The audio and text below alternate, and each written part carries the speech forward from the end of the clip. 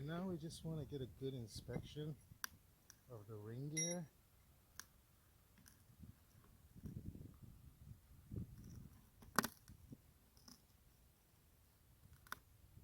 And you can see the pattern on it. So we have some corrosion right here. So right here. That might be a little water mark. So we have a good contact patch from the pinion onto the ring gear.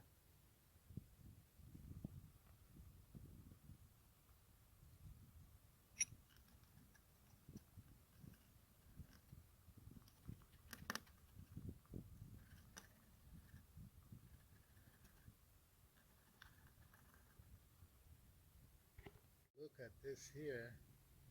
I know you see a line here and down here, but there is no scrimmage. What I mean is there's no feeling to it. It's just a smooth travel. That's on this side. Let's flip it over and see what the other side race look like. Now don't forget, always lubricate the bearing before you're going to assemble together. Take a look at this side. It's the same thing. This color that you see back here it's just stained from the old oil. So this is perfect. We'll put this back here. Let's go and install this. Here's another useful tip.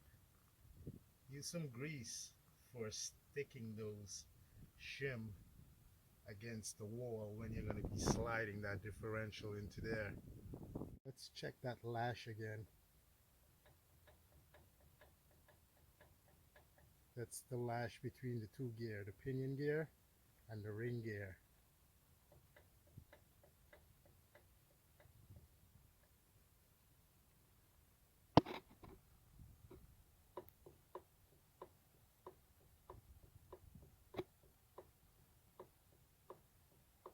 So that is the gap between the pinion gear and the ring gear.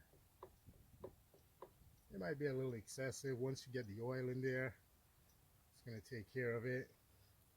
Everything looks good here to me, and on the pinion gear, good to go. Always best, new ring gear, new pinion gear, new differential, new bearing, always best. We didn't do that here.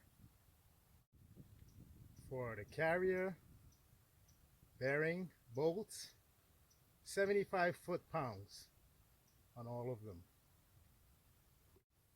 I want you to take notice to the master cylinder reservoir. You see the back here, how it's dark? Well, this is the channel for the front brake.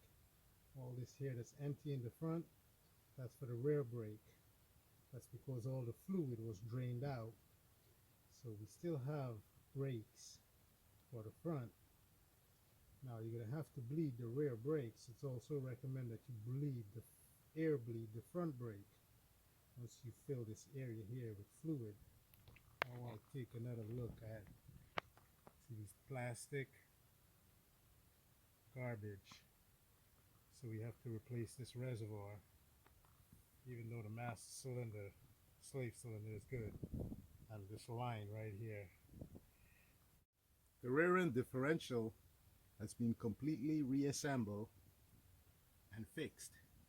Now we want to put some gear oil in there and test the drive line with the wheel off the ground.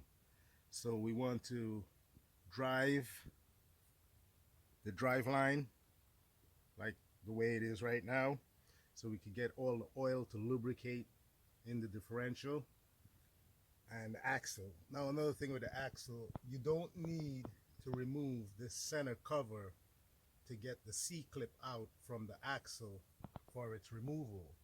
This axle is a floating C-clip eliminator. So to remove the axle, you simply have to remove the 4 bolts on the flange, that brake line, and pull the completely drum with backing plate out with the axle. Same thing for the other side. The secret to these fitting when you're finished putting them together is you want to make sure you put some grease around the treads and on the line so it does not become corroded or rotten later on down the road if it should need removal. Let's take a look at the drive shaft yoke and the pinion gear as we put it to the test by starting the engine, placing the transmission into drive. First, step on the brake, start the engine, place the transmission into drive, step off the brake and just let the drive line coast so the oil could lubricate the bearing and everything. When you need to stop, step on the brake and then place the transmission in park and shut off the engine.